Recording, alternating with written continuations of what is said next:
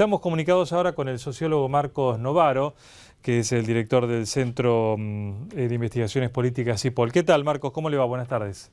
¿Qué tal, Juan? ¿Cómo estás vos? Bien, bien, gracias, Marcos. Bueno, estaba planteando esto a modo de primera pregunta, ¿no? Que ya uno no sabe si es normal o no es normal esta ausencia, esta forma de gobernar nueva, novedosa del último mes en la Argentina, en donde, bueno, como es obvio, se sabe poco de la presidenta y está más ausente que presente, y esto genera preguntas. ¿Cómo lo ven ustedes? Bueno, creo que en principio es posible que haya sido parte de una estrategia, ¿no? La ausencia de Cristina como un modo de descargar las malas noticias en mediadores y convertir a Capitanich en vocero del gobierno era un modo también de, bueno, de que el verano pasara con algunas malas noticias que podían diluirse por la distracción de la sociedad y por la ausencia de Cristina y evitar pagar costos políticos por esto. Ahora, me parece que con el paso del tiempo y sobre todo después de un diciembre mucho más complicado de lo que cualquiera podía esperar, esta estrategia quedó un poco comprometida porque lo que más preocupa a la gente es la sensación de que hay un gobierno, si no en desbandada, por lo menos desarticulado, y, y donde Cristina Kirchner sigue siendo responsable de resolver los problemas, pero no aparece haciéndose cargo ni dando la impresión de que está en condiciones de resolver las dificultades que se enfrentan. Y me parece que entonces Cristina termina pagando costos por los dos lados, digamos, ¿no? Porque su ausencia no es tal y porque su presencia tampoco es efectiva, ¿no? Pero ¿qué se puede interpretar? Porque lamentablemente hay que interpretar ante la falta de información sobre esta ausencia. Está ausente porque en teoría tiene que bajar el nivel de actividad para no estresarse. Esa fue la última explicación que se dio. Ahora, ¿con este nivel se puede gobernar igual? ¿Uno puede correr, digamos, al trote y no exigirse mucho? ¿Se puede gobernar regulando? Bueno, yo creo que posible es porque muchos presidentes tenían una exposición menor de la que solía tener Cristina Kirchner. Digamos, Cristina Kirchner era la única vocera de su gobierno Sí. y era el eje de una estructura radial donde todos le respondían directamente a ella.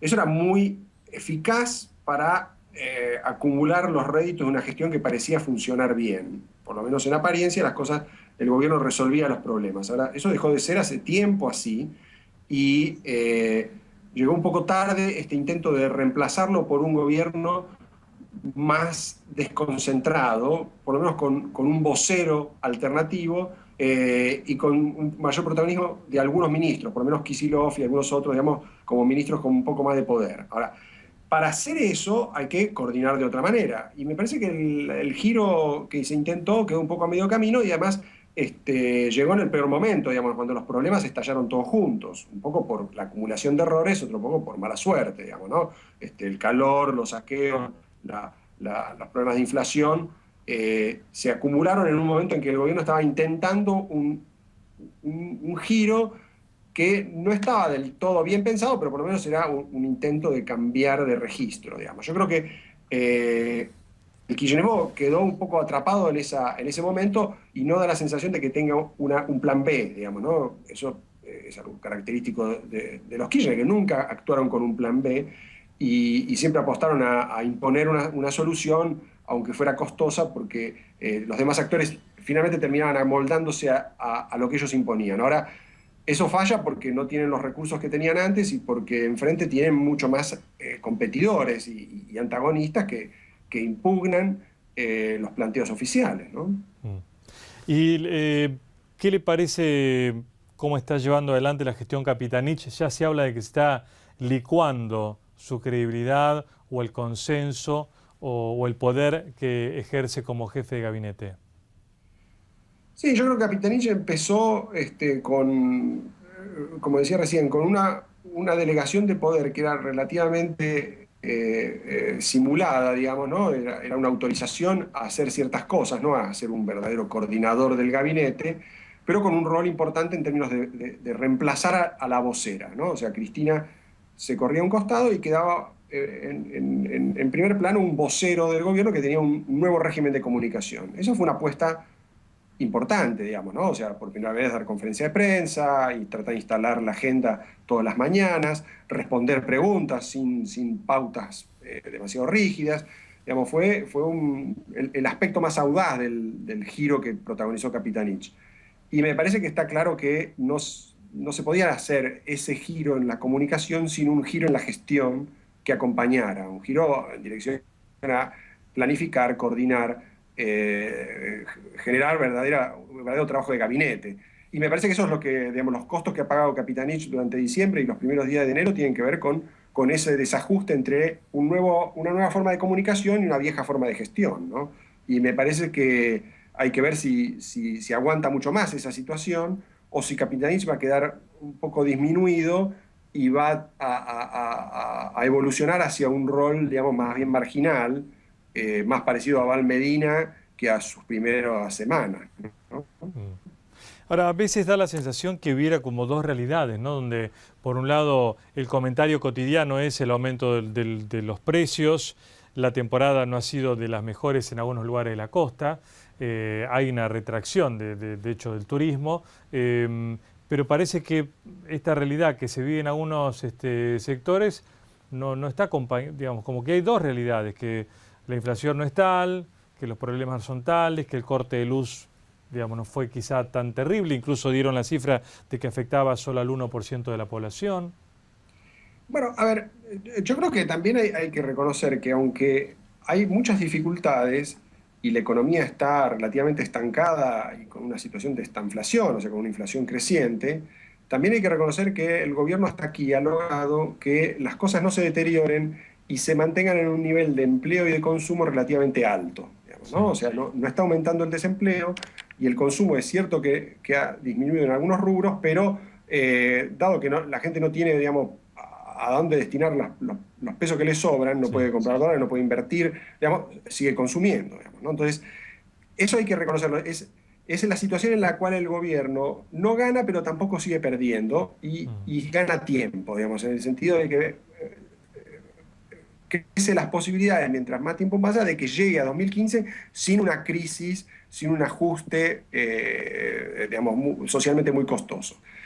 Si esa es la salida que el gobierno ha escogido, hay que decir que hasta aquí la viene timoneando mal, con errores, con traspié, digamos, y con mucha simulación, y como vos decís, sigue mintiendo sobre la inflación, sobre los problemas y la fuga de capitales continúa y demás. No es que esto es bueno, pero es la solución que el gobierno creo que ha escogido y puede que le funcione. Entre otras cosas, porque tampoco es que los demás actores quieren una crisis, digamos, ¿no? Uno escucha a los sindicatos. Aún los sindicatos opositores lo que están pidiendo son aumentos de salarios que compensen la inflación, no están pidiendo cosas locas, digamos, que no están acorralando al gobierno con reclamos que no puede atender. Entonces, me parece que en esa situación de relativo equilibrio, donde tampoco la oposición está jugando a acorralar al gobierno, tal vez alcance, ¿no? Tal vez el kirchnerismo simplemente continúe en este declive lento, sin dar soluciones a los problemas, sin generar expectativas a futuro, pero llegando con lo opuesto hasta el 2015 como para entregarle los problemas al que venga y que se arregle. O sea que son 2 años en donde de alguna manera se hipotecan muchas vidas, porque digamos, 2 años es mucho tiempo para esperar Efectivamente, a que la solución venga con otro gobierno. y efectivamente los problemas van a seguir agravándose, porque no, digamos, esta demora no es gratis, ¿no? Si continúa la fuga de capitales, aunque sea un poco morigerada por algunas medidas, digamos, de ad hoc para contenerla, vamos a tener seguramente una devaluación cada vez mayor en el futuro. Y Argentina va a seguir perdiendo inversiones que podrían crear empleos productivos, va a seguir dependiendo cada vez más de un presupuesto público que está muy mal administrado, va a seguir profundizándose la disproporción, el descalabro de precios relativos que tenemos, digamos, donde las tarifas están claramente retrasadas. Digamos, todos estos son problemas que va a ser muy difícil resolver en el futuro y por eso me parece que sería deseable que el gobierno haga más por corregirlas en estos 2 años que le quedan.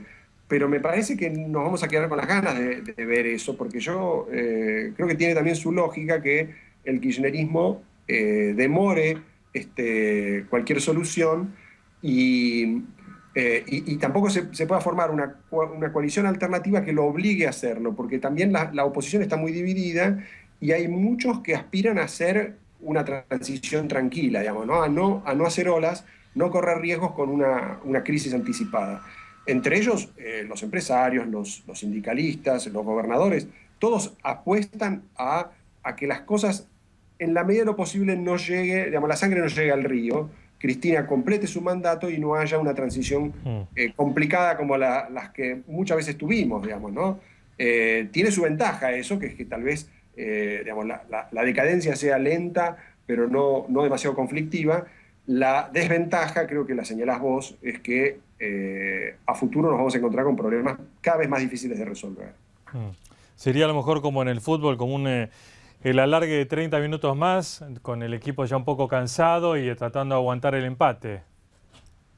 Y a ver si en los penales después tenemos mucha suerte, digamos. Vamos a necesitar mucha suerte en el 2015 para que las cosas no se compliquen, ¿no? Claro. Muy bien. Gracias, Marcos, por atendernos, ¿eh?